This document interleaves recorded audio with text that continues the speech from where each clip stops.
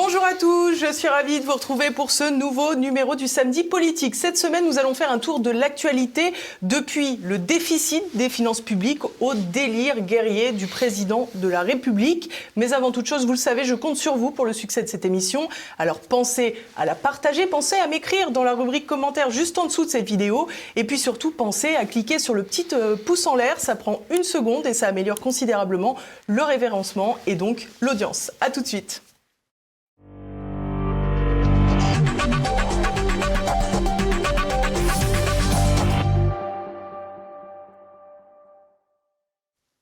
Et à mes côtés aujourd'hui, Florian Philippot. Bonjour monsieur. Bonjour. Merci beaucoup d'être avec nous. Vous êtes le président des Patriotes, vous l'avez annoncé cette semaine. Vous participerez bien aux élections européennes, sans doute tête de liste. Vous allez nous le dire tout de suite, mais une question avant tout, Florian Philippot. Vous n'allez pas jouer des gants de boxe pour la campagne ? Non, on a eu beaucoup de boxeurs ces derniers temps. On a eu Véran qui s'est mis en scène avant de partir clinique des Champs-Élysées. De la médecine esthétique, injecter du botox. Attention, il a dit pas de pénis et pas de fessier. Il a dit ça dans le Parisien. Je ne toucherai ni au pénis ni au fessier. Nous étions tous rassurés. Absolument. Voilà, et il va passer en tout cas de l'injection ARN messager à l'injection botox. Sacrée reconversion. Enfin, il peut se planquer dans sa clinique dorée. On ira le chercher quand même, qu'il ne soit pas totalement rassuré parce qu'il a quand même encore quelques comptes à rendre sur ce qu'il a fait comme ministre de la Santé. Et puis on a vu, mais évidemment, les fameuses photos de notre présidentissime avec ses biceps à la Popeye, extraordinaire, en train de boxer. Bon, écoutez, on en est là. Moi, on nous avait dit la propagande comme ça, c'est réservé aux dictatures. C'est Poutine qui se met en scène sur un cheval torse nu. Ou, vous savez, toutes ces critiques qui lui ont été faites. Et puis on nous sort une photo de Macron qui a l'habitude de se déguiser. On l'a vu en pompier, on l'a vu en militaire, on l'a vu en soignant, on l'a vu en tout à peu près. Pas encore en président par contre. Et là, il est en boxeur avec des biceps comme ça, photoshopé évidemment. Bon, c'est le naufrage de cette présidence, de cet homme. Je me suis amusé à regarder la presse internationale sur ces photos. Allemagne, Belgique, Autriche, États-Unis, ça rit partout, quoi. C'est un éclat de rire mondial. Macron, ça n'est plus qu'un éclat de rire mondial. C'est l'humiliation permanente. Cet homme aime être humilié, ça fait partie de ses goûts personnels. On ne le jugera pas, mais il n'a pas le droit d'humilier la fonction et la France. Ça, c'est un gros problème. Alors, il paraît en revanche qu'Emmanuel Macron craint pour sa sécurité. Oui, on a appris ça aussi. Donc, il est maintenant en gilet pare-balles permanent quand il est à l'étranger, peut-être même en France d'ailleurs. Il est effectivement... Mais on le sait, ça, c'est officiel ? Oui, c'est dans l'article de l'enquête de Marianne. Ils mettent qu'il maintenant il se balade en gilet pare-balles au moins à l'étranger. Mais certains avaient supputé quand il a fait le salon de l'agriculture, vous savez, où ça ne s'est pas très bien passé pour lui, certains avaient déjà remarqué qu'il avait manifestement un gilet pare-balles aussi. Il craint que les Russes ne lui fassent du mal. Il flippe énormément, dit-on dans l'article. Il a renforcé les malabars autour de lui. Il demande au préfet d'assurer des bulles de sécurité. Donc cet homme est un trouillard. C'est un trouillard. Il n'a pas de raison de craindre, il a une sécurité de plusieurs centaines d'officiers de sécurité autour de lui. Il a doublé, c'est écrit dans l'article aussi, le nombre d'officiers de sécurité par rapport à Hollande quand il est arrivé à l'Élysée. On parle du syndrome Kennedy. Kennedy, je ne sais pas s'il avait peur, mais toujours est-il qu'il a été assassiné. Donc c'est une vraie menace pour les présidents de la République. Dans des conditions d'ailleurs étranges. Mais écoutez, Macron se surprotège. Ce qui est inquiétant, si vous voulez, cette psychologie-là, c'est que c'est un trouillard, il craint, il a peur, et donc, et d'ailleurs, il a annulé 2 fois un déplacement en Ukraine pour cette raison-là, c'est confirmé dans l'article de Marianne, alors qu'il nous a fait croire autre chose. Mais donc à côté de ça, moi, c'est le syndrome du trouillard. Il compense par du verbal. Alors par les photos photoshopées de ses biceps et par du verbal, les discours martiaux, je vais envoyer des troupes en Ukraine, des troupes au sol, tout ça, c'est pour compenser, si vous voulez. Donc c'est un personnage qui est psychologiquement déséquilibré, il faut le dire. C'est visible maintenant pour tout le monde. C'était pas bien de le dire jusqu'à peu, je suis désolé, même là c'est l'Express qui a sorti un article sur la rivalité Attal-Macron en disant, dans l'entourage d'Attal, on dit que Macron n'est pas rationnel. L'inverse de la rationalité, c'est la folie, Bon, donc c'est avoué maintenant. Et donc ils compensent par des discours qui en fait mettent en danger la France. Alors, parce que là, on ne joue pas avec la guerre et la paix, c'est du sérieux, quoi. Avant de revenir justement sur ces discours, je l'ai évoqué, il y a les élections européennes en juin prochain, vous serez candidat, vous avez déjà publié une shortlist, j'allais dire, pour faire un peu d'anglais, puisque mes téléspectateurs adorent et que donc je contribue à leur plaisir. Vous avez avec vous Myriam Palomba, donc journaliste, qui a été parmi vous pour les combats contre la coercition du Covid-19. Également Pierre-Yves Rougeron, qu'on connaît bien, le président du Cercle Aristote, des éditions Perspectives Libres, mais également Marc Doyer, dont l'épouse Morissette aurait contracté Creutzfeldt-Jakob après l'injection Pfizer et serait décédée d'ailleurs à la suite de cette maladie. Est-ce que vous n'avez pas peur, Florian Philippot, de vous enfermer un peu dans cette lutte que tout le monde vous reconnaît, puisque vous avez été précurseur et vous avez été particulièrement courageux. C'est pas TV Liberté qui vous le prendra, ça, vous pouvez être sûr. Mais est-ce que vous n'avez pas peur que finalement, 3-4 ans après, vous vous enfermiez toujours un petit peu là-dedans ? Alors, deux choses. Effectivement, on a annoncé des premiers noms de rassemblement, parce que beaucoup parlent du rassemblement, nous on en a beaucoup parlé aussi, c'est bien de le faire. Donc on se dit, on se lance, on y va, comme ça on enclenche un mouvement. C'est ce que j'ai voulu faire. Donc voilà, première liste qui annonce des noms de rassemblement pour les européennes. Et il me semble que je suis certain que ça va créer une dynamique derrière. Vous voyez, là, les noms que vous avez donnés, c'est plutôt la même nébuleuse quand même. Bah, écoutez, Cercle Aristote, Pierre-Yves Rougeron, moi je suis ravi. D'ailleurs, il avait été sur ma liste régionale en 2021 Grand Est. Et on avait fait 7% au niveau régional. Et il avait fait dans son département près de 10% Haute-Marne. Myriam Palomba, Marc Doyer, c'est une première pour eux de se présenter à des élections. Civile, comme on dit. Qui d'ailleurs se battent effectivement sur les libertés par rapport au covidisme. Et Marc Doyer, très courageusement pour la vérité et la justice. Mais vous savez, Myriam, elle nous a accompagnés depuis plusieurs années, y compris sur les manifestations pour le Frexit, pour les manifestations encore tout récemment, elle y était samedi dernier, pour la paix, contre l'OTAN. On a déchiré ensemble des drapeaux de l'OTAN, des torchons de l'Union européenne. Donc Myriam Palomba, ça n'est pas que le Covid, hein. Donc je crois que non seulement la question du Covid et des libertés est une question qui reste essentielle, avec des questions qui ne sont pas réglées, les effets secondaires, la justice qu'on attend. Donc tout ça, ça reste pendant. Je parlais de Véran tout à l'heure et il y en a d'autres, hein. Les SMS d'Ursula, tout ce que vous voulez. Donc c'est pas un sujet clos pour nous. Mais d'un autre côté, ça n'est pas que ce combat-là, les personnalités qu'on a déjà annoncées. Et puis vous avez remarqué que dans la foulée, dès qu'on a fait notre communiqué, j'ai été heureux de voir le communiqué de Jean-Frédéric Poisson, président de VIA, la Voix du Peuple, qui a tout de suite fait un communiqué, 1 heure après, en disant « Je me réjouis de cette dynamique de rassemblement. Et nous allons nous aussi essayer de la construire. » J'ai vu le tweet du président de Génération Frexit, Charles-Henri Gallois, qui lui aussi, dans la foulée, a dit « Moi aussi, je me réjouis du rassemblement des souverainistes et des résistants. » Et donc, je me suis dit on est en train d'enclencher quelque chose qui est formidable. Et on va pouvoir offrir aux Français le 9 juin une liste que j'espère la plus rassemblée possible, une liste de résistants, une liste de souverainistes. Et ça, je sais que ça répond à une aspiration énorme, légitime, au rassemblement. On a beaucoup parlé d'un possible rapprochement avec Nicolas Dupont-Aignan, au moins dans le cadre de ces élections européennes. Aujourd'hui, qu'en est-il ? Écoutez, moi j'espère qu'il va se faire. Je suis optimiste. Avec Nicolas Dupont-Aignan, nous étions en alliance aux législatives en 2022. C'était très bien passé. Génération Frexit, Debout la France, les Patriotes. Ça s'est bien passé, mais vous n'avez pas eu d'élus. Non, on n'a pas eu d'élus. Non, vous n'êtes pas les seuls. On n'était pas non plus. On était raisonnable. On n'a pas annoncé qu'on aurait 30 élus. On est souvent les Patriotes et Génération Frexit sont des mouvements tout jeunes. Debout la France était là aussi, dans un contexte très difficile. Vous savez, après la présidentielle, il y a un phénomène de pseudo-vote utile qui concentre les votes. Donc c'est très compliqué. C'est plus compliqué à des législatives qu'à des européennes où c'est plus ouvert. Et puis, il n'y a pas la proportionnelle législative. Aux européennes, il y a la proportionnelle. Donc, ce n'est pas le même contexte. Enfin, malgré tout, on a été là, on a offert la possibilité, dans 420 circonscriptions, à des gens de voter souverainistes. Sinon, ils n'auraient pas eu le choix. Et puis, on a fait des scores qui, malgré tout, ont permis d'implanter des gens. Donc, c'est très important pour la suite. Au-delà de ça, avec Debout la France, ça fait des mois qu'on discute pour les européennes. J'avais été un petit peu chagriné, je le dis, au début février, je l'ai dit publiquement déjà, hein, parce qu'il y avait eu un vote du Conseil national de DLF le 3 février qui avait dit non, on n'est pas d'accord sur l'alliance telle qu'on y réfléchissait depuis des mois. Donc ça m'avait un petit peu chagriné, mais ça n'avait pas coupé du tout le dialogue. Et puis je sens que depuis quelques semaines, c'est reparti. Et que depuis quelques jours, et depuis notamment qu'on a annoncé notre liste de rassemblement, c'est vraiment bien reparti.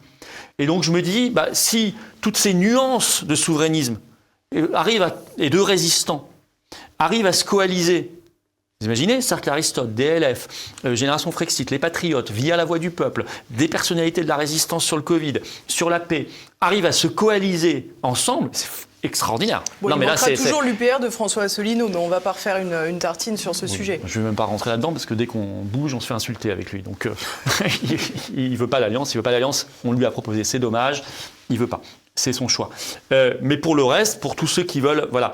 Et il peut y avoir une coalition des souverainistes qui assument des sensibilités un petit peu différentes, mais qui ont tous quand même des objectifs extrêmement forts. L'indépendance nationale, les libertés, la paix. Ça va être les 3 mots, là. La France libre, les libertés, la paix. Ce sont les 3 mots de ces européennes. Et ça, tout le monde est d'accord. Et tout le monde est en plus d'accord dans cette alliance, si elle se fait, pour que au moins les gens aient le choix par un référendum sur le Frexit. Ce qu'aucune autre liste, RN, Reconquête, LFI, tout ça, ne propose. Enfin, si je peux me permettre, c'est pas en étant élu au Parlement européen que vous pourrez faire un référendum sur le Frexit en France. Vous l'obtiendrez, comme ça. Qu'est-ce qu'a fait Farage ? Farage, il a été élu au Parlement européen pour défendre le Brexit. Il a demandé un référendum dans son pays. Il l'a obtenu le 23 juin 2016 et il l'a gagné. Je vous assure que sans Farage, d'abord, il n'y avait pas le référendum, il n'y avait pas de Brexit. Ça, tout le monde en est d'accord. Mais sans élection au Parlement européen, il n'y avait pas de Farage. Il faut bien en être conscient. Ça lui a donné une caisse de résonance énorme. C'est pour ça qu'il s'est présenté. Et en plus, il a été chercher des infos, des dossiers qu'il a sortis et qu'on ne peut obtenir que si on est au Parlement européen. Sinon, on n'a pas les dossiers, on n'a pas les infos et on ne peut pas les faire savoir au public. Alors, donc ça, voilà, c'est une démonstration par exemple. Vous partez avec l'objectif d'avoir des élus avec cette liste de rassemblement. Bien sûr. Donc faire plus de 5%. Que les gens sachent, dès qu'on fait plus de 5%, on a au minimum 5 élus. Au minimum. Il n'y a pas la question d'avoir un élu ou 2, c'est au minimum vous avez 5 élus. Donc c'est extraordinaire, c'est formidable. Et derrière ça, vous enclenchez, imaginez, une liste souverainiste crée la surprise le 9 juin, fait plus de 5%, et après, il n'y a pas de limite. Une fois que vous créez une dynamique, vous passez de 5 à 7, à 8, à 10, à 12. Je ne veux pas faire le rêveur, mais je veux dire, on sait comment marchent les dynamiques. Regardez Pasqua-Villiers en 99. Ils ont commencé tous les deux séparés. Un peu faibles tous les deux, 2-3% chacun dans les sondages. Ils se sont mis ensemble, c'est passé à 5-6. Ils ont fini à 13 et quelques. 13%. Vous voyez, et là, il y a un signal qui dépasse même les élections européennes. C'est que non seulement on envoie des députés résistants, mais au-delà de ça, vous créez pour la suite, pensons toujours à la suite, vous créez une dynamique extraordinaire pour les élections municipales, régionales, présidentielles, législatives qui arriveront juste après, mais même au-delà de ça, dans les combats de tous les jours. On ne peut plus ignorer le Frexit. On ne peut plus ignorer le combat pour la paix, les libertés. On ne peut plus ignorer le combat contre l'Union européenne pour l'indépendance nationale. Alors qu'aujourd'hui, les médias font tout pour l'ignorer. Et on peut peser au sein du Parlement européen. C'est ce que dit Marion Maréchal, qui, elle, est tête de liste pour le parti Reconquête. Je vous propose d'écouter ses déclarations il y a quelques jours. Nous allons créer la surprise, j'en suis convaincue. Et surtout, ce que je veux vous dire, et c'est tout l'intérêt d'ailleurs que Reconquête existe dans cette campagne, c'est qu'aujourd'hui, Reconquête appartient à un groupe au Parlement européen qui s'appelle le groupe des conservateurs, le CR, qui est le groupe le plus influent à droite. 17 nationalités, 4 gouvernements, probablement 5 avec Viktor Orban au lendemain des élections, qui est le groupe qui demain pourra non seulement battre Macron au Parlement européen, mais aussi faire et défaire la majorité. Et donc c'est le groupe qui a la clé pour pouvoir faire en sorte que l'Union européenne, aujourd'hui gouvernée par le centre et la gauche, avec les LR, parce que LR fait partie de la majorité d'Ursula von der Leyen, bascule vers la droite. Et ça, en cela, Reconquête a une des clés de cette recomposition de la majorité.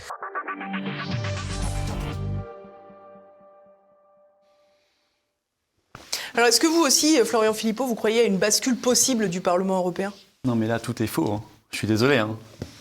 Il faut rétablir la vérité. On est en campagne, il faut dire la vérité aux gens pour qu'ils sachent pourquoi ils votent. Les projections ont été faites. Au mieux, s'ils font les meilleurs scores possibles, parce que c'est sur 27 pays tout ça, le groupe du RN plus le groupe de Reconquête. Mais ils ne seront pas ensemble. Non, mais leurs deux groupes réunis, je suis même généreux, je mets les deux ensemble, alors qu'ils ne votent même pas la même chose. Donc le groupe ECR et le groupe ID, voilà. C'est ça ? Les deux réunis, l'hypothèse la meilleure pour eux. Ils font le meilleur score possible dans tous les pays, leurs alliés, tout ça, et leurs deux groupes, on les met ensemble. Même si on sait qu'effectivement, ils ne votent pas ensemble, tout. Et tout ça, ça ne pèse que 20% du Parlement européen, leurs deux groupes réunis, au mieux.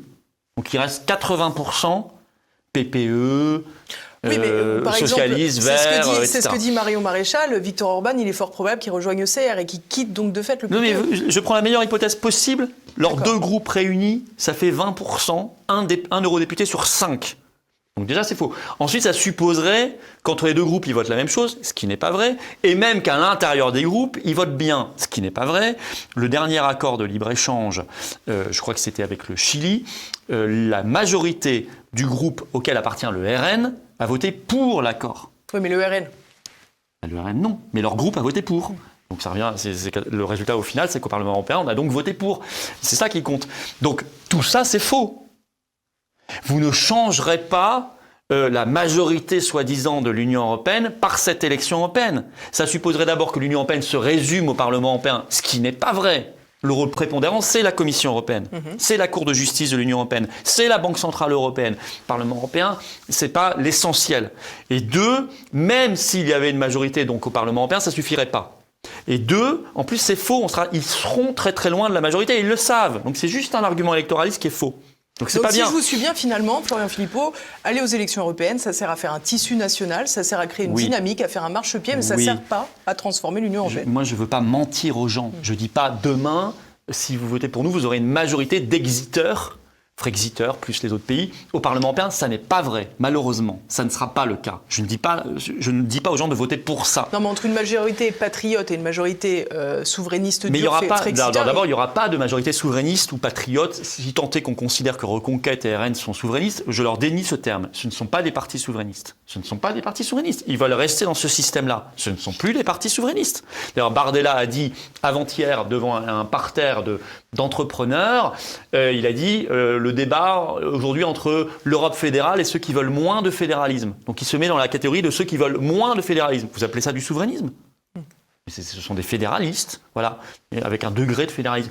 Non, ce ne sont pas des souverainistes.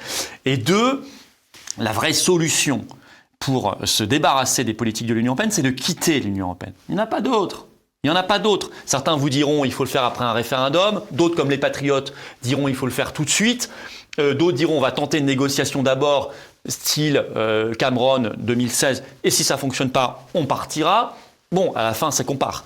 Et ça va. Ce sont des discours acceptables. Mais là, ce que j'entends, où il n'y a aucune perspective de sortir de l'Union européenne, pareil pour le RN, où on y reste, où on fait croire que c'est juste par le jeu parlementaire à Strasbourg, à Bruxelles qu'on va changer les choses, c'est un mensonge. C'est un mensonge. Donc il ne faut pas mentir aux gens. Vous avez parlé tout à l'heure de la Commission européenne. Attendez, juste un point, j'ai oublié. Oui, pardon. Leur allié, Mélanie. Mélanie, c'est le nom de la trahison. C'est le nom de la trahison. Mélanie s'est fait élire en disant, comme Marion Maréchal aujourd'hui, on fera des blocus navals pour empêcher les migrants de venir, etc. Même promesse aujourd'hui faite par Reconquête dans cette élection européenne. Ça n'a pas été fait. Avec une situation différente entre l'Italie et la France. L'Italie est plus tributaire de l'Union européenne que la France. Elle est contributrice nette, la France. Et la France aussi. Et l'Italie aussi. En termes financiers, vous voulez dire ? Oui, ça c'est faux. L'Italie est contributrice nette aussi. On a ressorti les chiffres. Un peu moins que la France, mais elle est aussi contributrice nette. En tout cas, depuis l'élargissement à l'Europe de l'Est. Et par ailleurs, Meloni a doublé l'immigration légale. 420 000 cette année en Italie. N'a pas lutté contre l'immigration clandestine. A fait la retraite à 67 ans, contrairement à sa promesse de campagne. N'a pas protégé l'argent liquide, que moi je veux constitutionnaliser, contrairement à sa promesse de campagne, parce que Ursula von der Leyen lui a dit non, nein, et on ne peut pas. Donc c'est le nom de la trahison, Mélanie.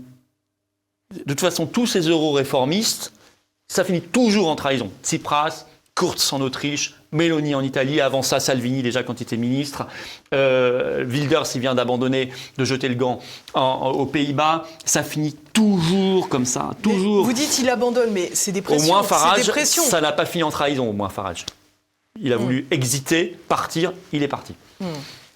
Dernière question sur l'Union européenne. On a parlé de la Commission européenne. Je sais que vous affectionnez tout particulièrement Ursula von der Leyen. Tout porte à croire qu'elle va rester à sa place de présidente de la Commission européenne. Oui, bien sûr. Et je vais vous dire, elle est urticante, elle est fatigante, elle est navrante, elle est pénible, elle est détestable, elle est arrogante. Mais le problème, je ne vais pas tomber dans cette facilité de faire croire, comme d'autres listes, la question c'est... On va voter contre Ursula von der Leyen et c'est très bien, on aura gagné si c'est pas elle. D'abord, vous allez perdre parce que très forte chance qu'elle soit reconduite.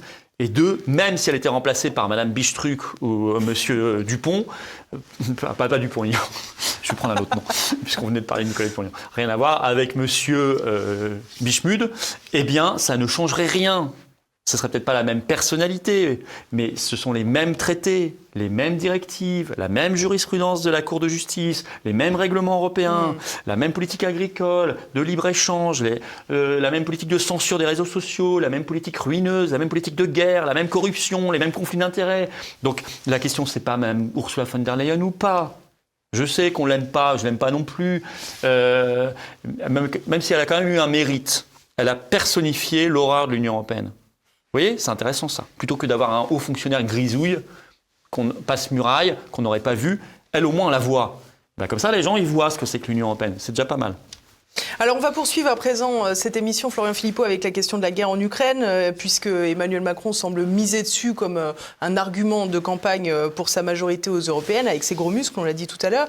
Il y a quelques semaines, vous l'évoquiez, Emmanuel Macron a parlé de l'éventualité d'envoyer des soldats français sur le territoire ukrainien pour soutenir les troupes de Kiev. Cela provoquait évidemment de très vives réactions.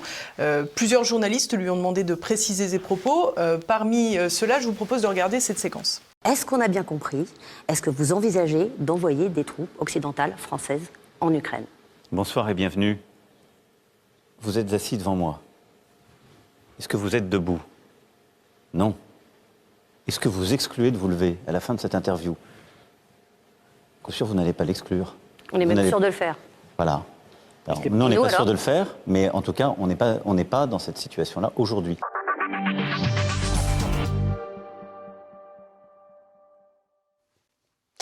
Il vous a convaincu cet effet Mais du il était président dans son état normal, là, ou... Non, mais qu'est-ce que c'est que ce... Non, c'est quoi cette comparaison? D'abord, elle n'a aucun sens. Ils vont à la fin se lever. Donc ça veut dire qu'à la fin, on envoie des troupes. C'est pas qu'on exclut ou pas de se lever, c'est qu'à la fin, ils vont pas rester plantés sur leur chaise pour une interview qui est finie. Ils vont se lever. Donc ça veut dire que si on prend sa comparaison jusqu'au bout, ça veut dire qu'on est sûr d'envoyer des troupes. Et deux, qu'est-ce que c'est que... Il n'y avait peut-être pas pensé. Non, bah oui. Oui, mais au bout d'un moment, vous savez, ça affecte les capacités cognitives, tout ça, hein, d'avoir un mode de vie un peu étrange. Mais par ailleurs, comparer se lever d'une chaise ou rester assis à envoyer des hommes se faire trouer la peau sur le front. Vous savez ce que, suite à ces paroles-là, puisque Macron a libéré la parole, donc tous les dingues s'expriment. Je sais ce que vous allez me parler du général Desportes. Je lis sa citation. Allez-y. La seule façon de montrer à Poutine que nous ne céderons pas, c'est de faire appel au sang des fils et des filles de France. Voilà. Je pense que le général Desportes, qui est un va-t-en-guerre depuis le début, hein, pour ceux qui ont suivi un peu l'Ukraine, qui regardent... Alors on l'a reçu ici, ou qui pour les gens qui nous disent qu'on ne donne pas la parole à mais tout c'est le bien, monde. non, mais il faut du débat. Mais on connaît sa position, mais je crois qu'il ne se serait pas senti autorisé moralement même à dire une chose aussi dégueulasse, parce que c'est horrible ça. Là, on est dans la dégueulasserie là. Hein. Il faut montrer... Faire appel, son terme. Il a dit ça dans Le Point. Hein. Faire appel au sang des fils et filles de France. C'est monstrueux. Il ne se serait pas senti autorisé à dire cela si Macron n'avait pas dit avant, on va envoyer des troupes au sol possiblement, à réitérer, récidiver, etc. Et puis, entre-temps, ces rumeurs sur on envoie des 2000 militaires, c'est le renseignement... 2000 à Odessa, non? C'est ça? Voilà, c'est le renseignement russe qui dit ça, alors démenti, mais en même temps, est-ce qu'on doit encore les croire? Puisque Macron nous avait dit qu'il n'y a pas de soldats français, il n'y a pas de présence française, et finalement on sait qu'il y en a, et qu'il y a déjà eu probablement pas mal de morts français en Ukraine. On se perd en conjecture. Pourquoi Macron est-il parti là-dessus? Raison interne. Bilan épouvantable à masquer, donc il faut partir sur d'autres sujets, puisqu'il a quand même... C'est pas un sujet anodin, la guerre, quand même. Hein. Oui, c'est un calcul bizarre, mais il a quand même déclaré ça le lendemain de son accueil épouvantable au Salon de l'Agriculture, qu'il avait peut-être envie de faire oublier. Il est comme ça, Macron aussi. Hein. Élection européenne, tout ça. Bon. Mais je crois que c'est pas suffisant. Je pense que d'abord, c'est un type très orgueilleux et qui a besoin... y compris par le bad buzz, qui a besoin d'exister, d'être dans la lumière mondiale. Il l'a été. Alors là, il l'a été. On n'a parlé que de lui, de sa proposition, souvent en mal, mais enfin, il l'a été. Troisièmement, malgré tout, vous savez, faire attention, il y a des faucons dans les couloirs de Washington qui voient que les États-Unis ne font pas le sale boulot eux-mêmes, notamment parce qu'il y a heureusement au Congrès américain des élus trumpistes qui bloquent depuis des mois maintenant de nouvelles aides militaires et financières à l'Ukraine.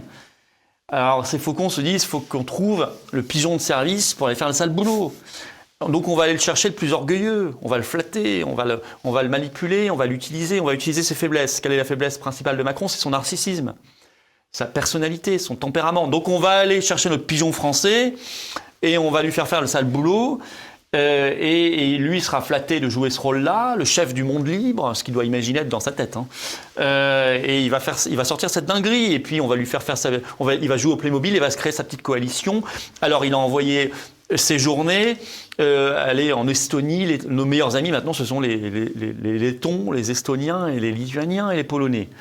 Moi, j'ai rien contre ces peuples-là, mais enfin bon, la diplomatie française était plutôt habituée à parler aux États-Unis, à la Russie, à la Chine, à l'Afrique, plutôt que de converser avec des pays qui, je mets la Pologne à part, mais enfin les pays baltes. Vous mettez les 3 armées ensemble, vous avez un avion et 2 navires et 36 soldats. Donc c'est quand même pas au niveau, si vous voulez. C'est pas au niveau. Ils ont quand même un rapport avec la Russie qui est particulier. Justement, il est allé chercher les plus va-t-en guerre, ceux qui ont un rapport historique les plus hystériques à la Russie. C'est leur histoire, je juge pas, c'est leur histoire. C'est pas l'histoire de la France. Nous n'avons pas du tout les mêmes intérêts que l'Estonie. Aujourd'hui, est-ce que vous diriez que ces pays, je Florian rappelle, tous ces pays-là, la Pologne, tout ça, ce sont les pays qui étaient les plus va-t-en guerre en 2003, qui voulaient qu'on fasse la guerre de Bush en Irak. Chirac les avait renvoyés dans leur corde en disant ils ont perdu une bonne occasion de se taire. Je préfère qu'on leur parle comme ça quand ils ont des délires guerriers plutôt que d'aller les caresser comme le fait Séjourné ou le fait Macron dans le sens du poil belliciste. Donc tout ça est une folie et il y a beaucoup de militaires qui sont contre ça, qui se fassent entendre, qui se fassent entendre d'une manière ou d'une autre. Ils ont plein de manières de se faire entendre, et y compris les militaires à la retraite, qui se fassent entendre par les tribunes, qui mettent les pieds dans le plat, qui créent une polémique nationale.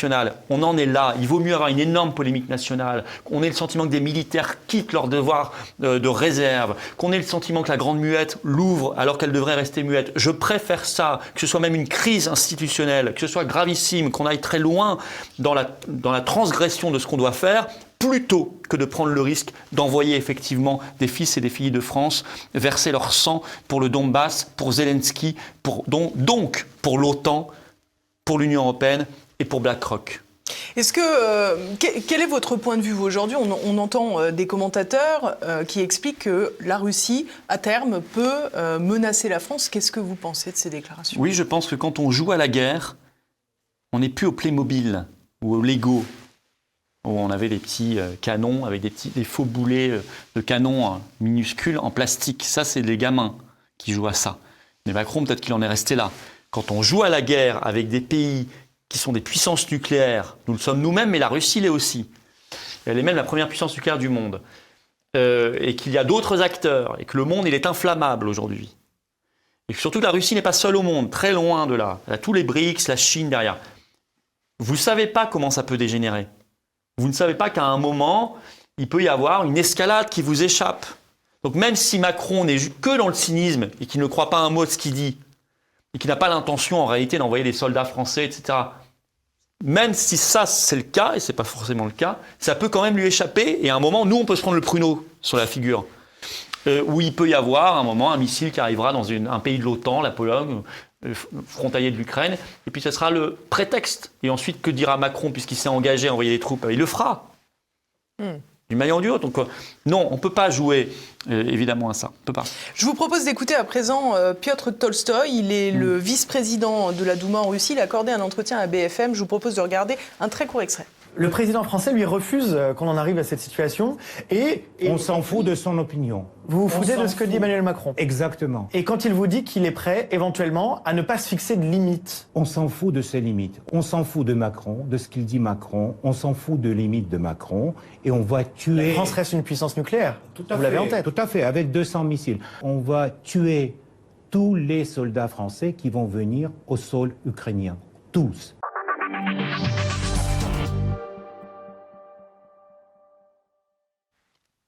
Bon, c'est pas non plus une déclaration d'amour, là. Non.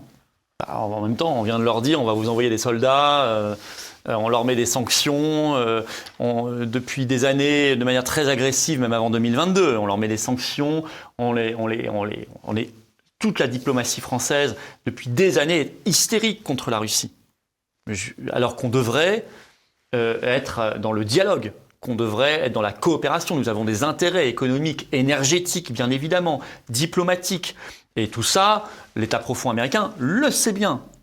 C'est pour ça qu'il faut casser ce lien. C'est une stratégie américaine depuis des années et des décennies. Ils ont très peur de la jonction entre la Russie et des pays européens comme la France, et qui auraient tout intérêt à négocier et discuter et travailler avec la Russie. Donc on les traite de manière hystérique. On a fait avancer l'OTAN à l'Est, contrairement aux promesses qu'on leur a faites nous-mêmes. On n'a pas fait respecter les accords de Minsk, alors qu'on était garant, qu'on devait le faire, qu'on a mis notre signature. Même Hollande l'a avoué, et Merkel aussi. Donc évidemment qu'aujourd'hui, surtout que Tolstoï, lui, si on connaît un peu le contexte russe, c'est un des plus... Il n'est pas light. Non, voilà, c'est un des plus durs, hein. Quand même. Ils ne parlent pas tous comme ça, mais quand même. Donc il est assez logique qu'on se prenne un retour de bâton. Moi, la phrase qui m'a quand même intéressé aussi au début, au-delà du fait qu'il dit on va tuer tous les soldats français s'ils viennent, oui, je pense qu'ils mettront un soin particulier, c'est terrible, hein, mais à aller tuer ceux qui ne sont pas ukrainiens, parce qu'ils considéreront qu'il faut lancer un signal aux pays qui se permettent de devenir co-belligérants. Bon. Mais au-delà de ça, ce qu'il a dit au début, on s'en fout de ce que dit Macron, etc., ça, c'est le signe de notre vassalisation. Quand vous êtes un supplétif de l'Empire américain, les puissances qui, elles, ont fait le choix de rester libres, vont plutôt aller parler aux maîtres qu'aux domestiques. Ça, c'est assez logique, c'est assez triste. Vous voyez, on n'aurait jamais dit on s'en fout de ce que dit De Gaulle. C'était pas concevable. Non, on écoutait ce que disait le général De Gaulle. Parce que la France avait fait le choix d'une indépendance nationale et parce que De Gaulle avait par ailleurs une parole plus sensée sur tous les dossiers, et en particulier sur les dossiers internationaux. Alors toute cette crise avec la Russie implique également une forme de rétrécissement de la liberté d'expression qui avait déjà accusé le coup, notamment pendant le Covid. Aujourd'hui, comment jugez-vous cette atmosphère que d'aucuns qualifient de maccarthisme, hein, Je l'ai qualifié moi-même de maccarthisme. Il y a deux raisons. Un, il y a un rétrécissement général de la liberté d'expression qu'on voit sur le Covid, qu'on voit sur plein de sujets. Et c'est une tendance de nos sociétés occidentales de se faire manger les libertés. Et c'est pour ça que je vous parlais des libertés tout à l'heure aux européennes. C'est un des grands enjeux de cette élection, notamment la liberté d'expression. Et l'Union européenne a un rôle fondamental là-dedans, puisqu'elle pond des règlements, comme le DSA, qui visent à censurer les réseaux sociaux. Et je rappelle que c'est l'Union européenne au début qui a fermé les chaînes de télévision RT, Sputnik, etc. Ça a d'ailleurs donné des idées, puisque vous voyez qu'on fait maintenant des commissions d'enquête sur CNews, sur C8. Une fois que vous rentrez dans cette dynamique-là, il n'y a plus de limite. Hein. Puis on a vu aussi des journalistes refusés aux conférences de presse post-Conseil des ministres quand on posait des questions un peu les seuls qui posaient des questions intelligentes ont été refusés. Notamment une question sur Nord Stream, d'ailleurs. Quand vous avez le paillasson des chaînes info qui disent rien ou qui flattent Attal et Macron, on les accepte. Quand vous avez une vraie question sur Nord Stream, effectivement, par un journaliste indépendant, la deuxième fois, on le refuse. D'ailleurs, on a vu que ça pataugeait en face, hein, quand il y avait des questions indépendantes. Des questions intelligentes, ça patauge tout de suite du côté du gouvernement macroniste. Donc il y a ce phénomène-là, et ça, là, sur les libertés, il faut être intransigeant. Au Parlement européen, vous savez qu'il n'y a pas un eurodéputé qui a voté contre le règlement européen DSA. Français. Pas un eurodéputé français. De LFI au RN. Au mieux, ils se sont courageusement abstenus. Ça s'appelle de l'opposition en carton. Voilà. Donc il faut aller sur des vrais combats, et les libertés, pour les patriotes, c'est un sujet énormissime. Mais deuxièmement, pourquoi on peut à ce point censurer ou vouloir diaboliser la parole des gens de paix comme nous? Parce que l'opposition parlementaire ne fait pas son boulot. Parce qu'elle tremble. Ils tremblent tous, là, de se faire traiter de pro-Poutine ou pro-russe. Oui, mais ça, c'est pas exact, parce qu'ils se font déjà traiter de pro-Poutine et de pro-russe. Et à ce propos, je vous propose tout de suite d'écouter Claude Maluret, sénateur de l'Allier. On l'écoute. J'entends Jordan Selfie, dents blanches, haleine fraîche, le Ponce Pilate de la guerre en Ukraine, nous expliquer qu'il faut fixer des lignes rouges par lesquelles nous désignerions à l'avance les limites de notre soutien, alors que la Russie, elle, n'en reconnaît aucune. Ce gamelin du Dniepr prétend être un jour Premier ministre de la France. Je lui suggère une économie considérable pour notre pays endetté, supprimer le budget des armées et le remplacer par un répondeur téléphonique au ministère de la Défense qui dirait « Message à l'armée russe, ne tirez pas, nous nous rendons ». Les professionnels de l'agit-prop mentent aux Français en leur disant que leurs enfants vont être envoyés sur le front, alors que l'armée française est une armée de métier et que le ministre de la Défense a expliqué que d'éventuelles missions seraient de soutien et de maintenance. Il paraît aussi que nous sommes isolés et l'on reproche à Emmanuel Macron de ne pas s'être assuré au préalable de l'aval de nos alliés sur ces déclarations. Qu'en est-il aujourd'hui? D'abord, l'avis des premiers intéressés, les Ukrainiens. Ils se félicitent de la position française. Les Polonais et les Baltes, les Moldaves, les Pays-Bas, le président tchèque aussi et d'autres le disent. Quant aux États-Unis et au Royaume-Uni, leur humour tout britannique a sans doute échappé au va-t-en défaite. Biden, vieux routier de la guerre froide, annonce sans sourciller qu'il n'enverra pas d'Américains en Ukraine, au moment même où le New York Times révèle qu'il y a 14 bases de la CIA dans le pays.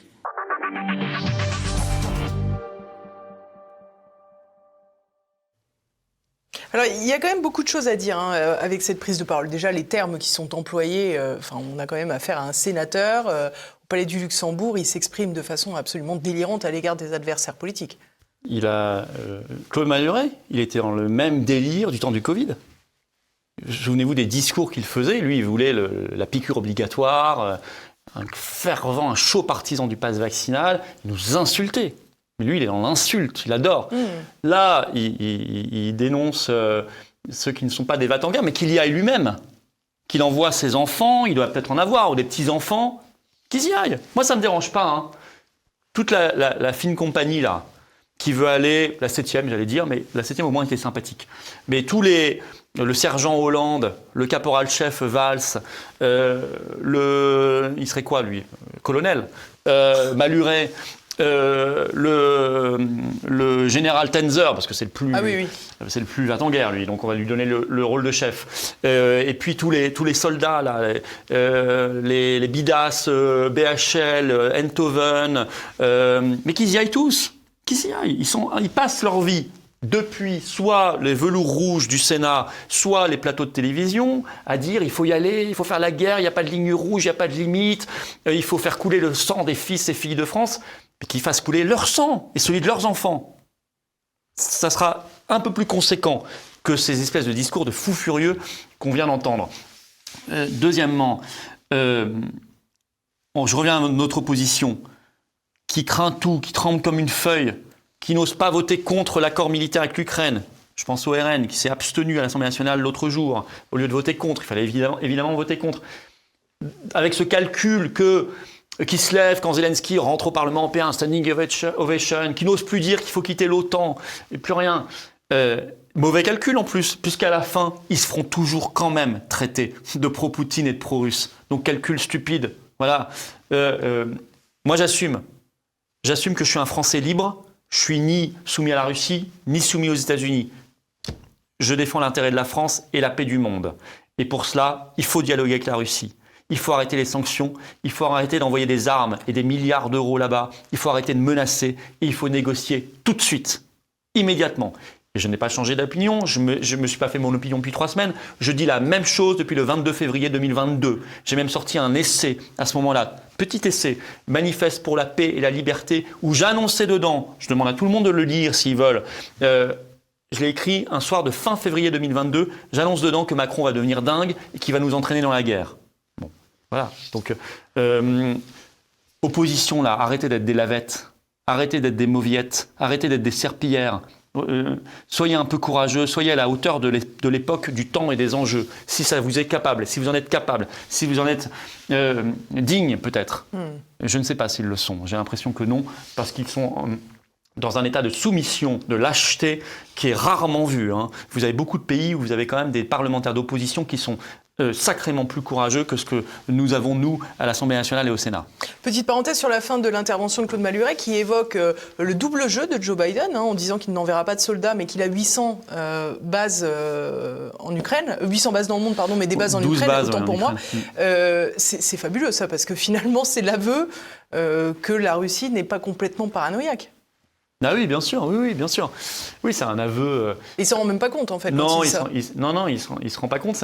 C'est effectivement une incohérence, c'est un aveu de plus. Mais chez M. Malhuret, vous me direz, on est habitué. La Russie, vous savez, la Russie avait dit beaucoup de choses. Elle avait dit l'OTAN va avancer et votre but c'est de faire entrer l'Ukraine dans l'OTAN. Et au début, vous souvenez-vous ce qu'on disait au début? Non, fantasme. Même Zelensky était prêt à négocier en mars 2022 à Istanbul sur la paix. Et les deux étaient à peu près d'accord, la Russie et l'Ukraine. Et c'est l'OTAN qui a bloqué la négociation. Et même Zelensky, Boris Johnson. oui, via Boris Johnson, via le Royaume-Uni, qui est bien sur le Brexit, mais qui n'a jamais eu une bonne politique étrangère. Enfin, ça, c'est autre chose. Bon, au moins, ils la décident à peu près librement, eux, pour l'instant. En tout cas, sur leur volonté d'être dans l'OTAN. L'Union européenne ou pas, ça n'a jamais changé. Mais ça, c'est leur problème. Nous, on n'est pas sur la même optique. Mais en tout cas, effectivement, l'OTAN avait empêché Zelensky de négocier. Et alors que Zelensky était prêt à ce que l'Ukraine, à ce que ce soit écrit, n'entre pas dans l'OTAN, vous voyez. Donc en fait, la Russie a dénoncé beaucoup de choses, on nous a toujours dit que c'était faux, que c'était fake news, et en réalité, si on regarde avec le temps, c'était souvent vrai. Il y avait bien des bases de la CIA en Ukraine, il y a bien l'OTAN qui a avancé contre les promesses faites, il y a bien des soldats britanniques, français, polonais, etc. en Ukraine, et il y a bien des projets de guerre, de co-belligérance, et tout ça, à chaque fois on nous a dit que c'était faux, et finalement ça a toujours été vrai. Comme on nous avait dit, non, on n'enverra pas de chars, puis on envoyait des chars, on n'enverra pas d'avions, puis on en envoie, on n'enverra pas de missiles, puis on en envoie, et maintenant des hommes. Donc c'est quoi la limite? C'est quoi la fin? C'est quoi la fin de tout ça? La fin, c'est la Troisième Guerre mondiale, hein. Il faut se réveiller là, hein. Je le dis quand même à tout le monde, si vous prenez le fil logique de tout ça, il n'y a pas d'autre fin qu'une Troisième Guerre mondiale. Donc il faut arrêter. Alors justement, dans toute cette aide, il y a également une aide financière. Là, 3 milliards sont en cours pour l'année uniquement 2024. Cette aide contribue en toute logique aux difficultés financières de la France. Je vous propose d'écouter notre ministre de l'économie, Bruno Le Maire. Je veux vous remercier, vous, tout le groupe MoDem et toute la majorité, pour votre lucidité et pour votre engagement en matière de rétablissement des finances publiques. Et je sais que cela fait partie de l'ADN de votre groupe et de l'ADN de cette majorité. Je rappelle ce qui s'est passé depuis 2017 très brièvement. S'il vous plaît, mes chers collègues. De 2017 à 2019, cette majorité, seule et sans le soutien de personne, a rétabli les finances publiques, est revenue sous les 3% de déficit et a baissé la dette publique française. C'est cette majorité qui a rétabli les finances publiques. Nous avons ensuite été confrontés à deux crises majeures. La crise du Covid, crise économique la plus grave depuis 1929, la crise inflationniste, crise la plus grave depuis les années 70. Nous avons protégé, nous avons mis en place le quoi qu'il en coûte sous l'autorité du président de la République. C'était des décisions justes, c'était des décisions nécessaires, c'était des décisions protectrices, c'était des décisions qui ont sauvé des entreprises, des salariés et l'économie française. Maintenant que nous revenons à la normale, j'appelle à la prise de conscience collective. Nous devons réduire nos déficits, nous devons couper dans un certain nombre de dépenses et nous devons revenir sous les 3% de déficit public en 2027 et à l'équilibre de nos finances publiques d'ici une dizaine d'années.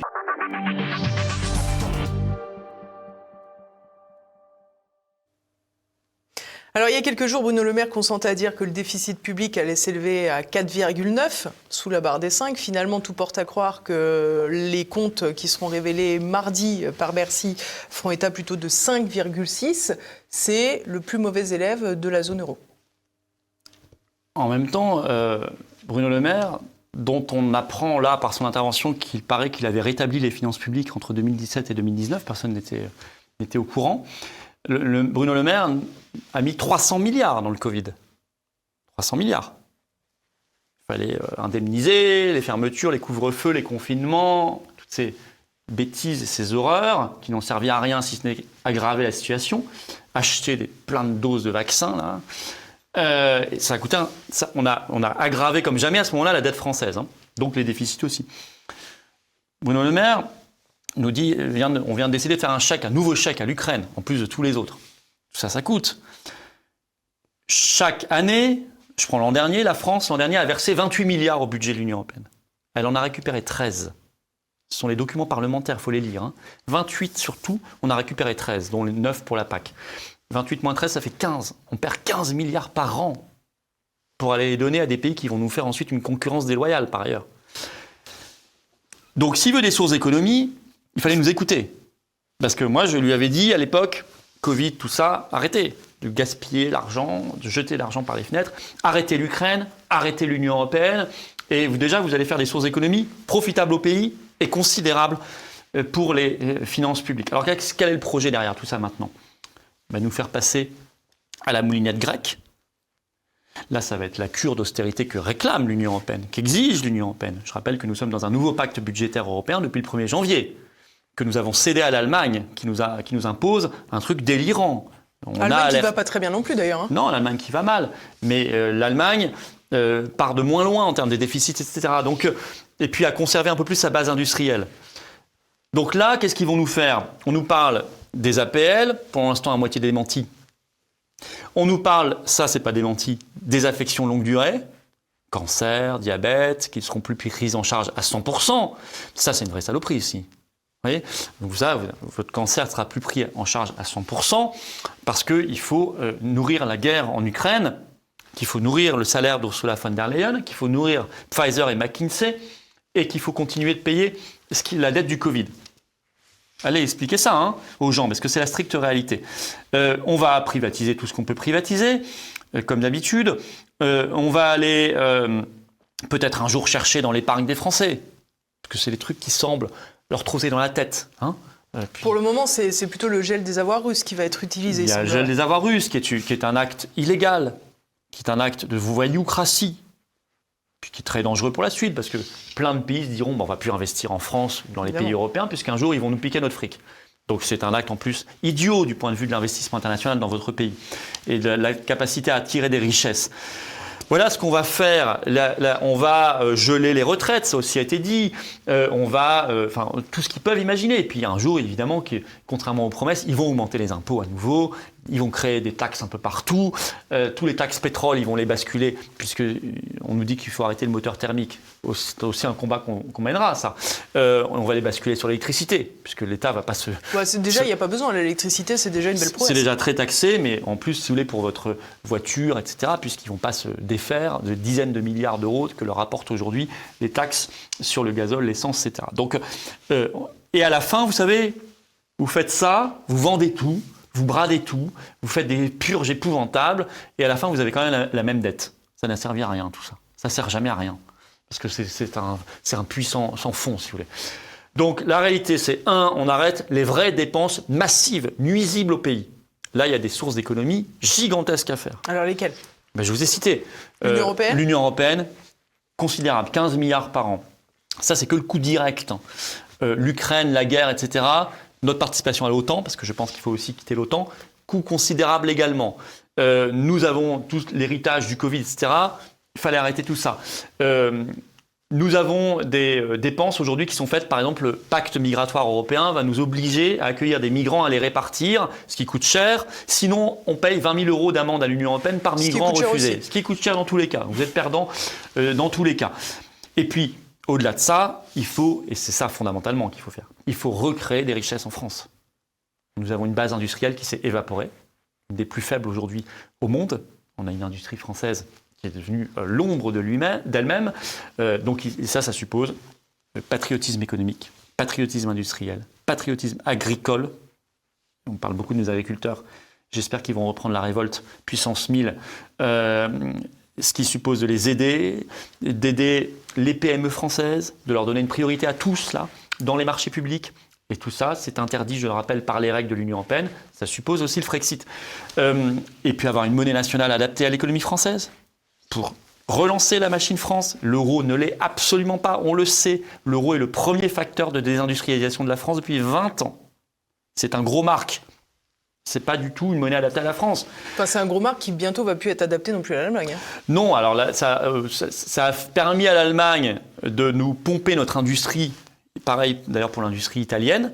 Mais aujourd'hui, l'Allemagne va tellement mal à cause notamment des sanctions anti-russes, qui fait qu'elle paye trop cher son énergie, donc son industrie qui est très énergivore. Et qu'elle a démantelé le nucléaire. Et qu'elle a démantelé le nucléaire, effectivement.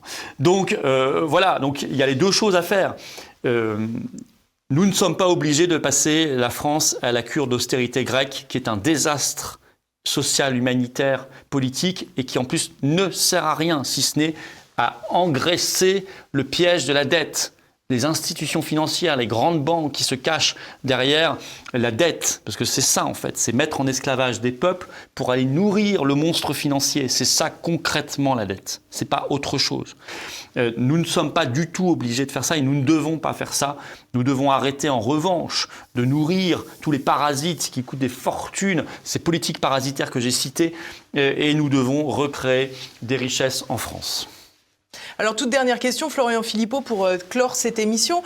On a le sentiment que les candidats qui n'intéressent pas les sondages, disons, sont pas invités dans les médias.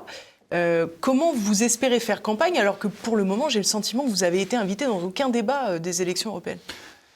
Oui, alors il n'y en a pas eu beaucoup pour l'instant des débats des européennes, mais c'est un vrai sujet. Vous avez été sollicité, pourquoi vous n'y étiez pas? Non, pas du tout, non, je n'ai pas été sollicité, je n'ai pas été invité. Ah non, moi je ne refuse pas les invitations, il faut y aller évidemment. Non, vous avez raison, c'est un scandale gigantesque. J'ai vu, vous savez, le communiqué du ministère des Affaires étrangères française le soir de l'élection de Poutine. Il y a une phrase qui m'a marqué. Par ailleurs, pendant la campagne électorale, il n'y a pas eu égalité d'accès aux médias pour les différents candidats. Et ça, je me suis dit, la paille et la poutre. Hein.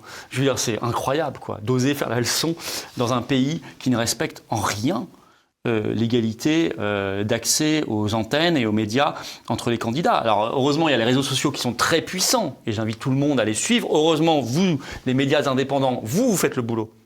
Et j'invite tout le monde à vous suivre massivement. Mais c'est vrai que les grands médias, alors il y aura peut-être une petite ouverture en fin de campagne. Il n'y aura pas beaucoup plus que ça.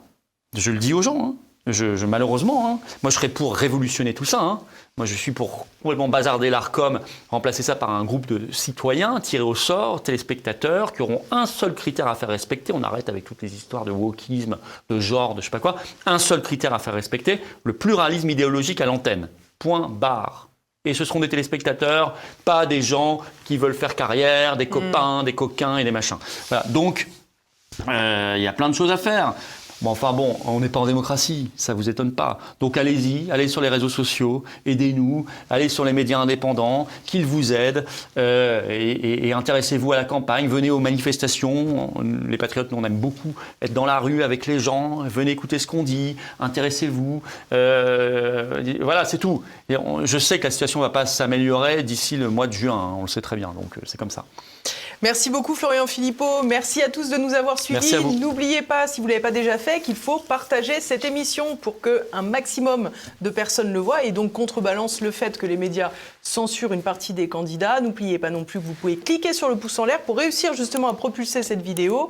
Et puis bien sûr, laissez-moi vos commentaires pour faire tout type de suggestions. J'y réponds chaque semaine. Je vous donne rendez-vous la semaine prochaine.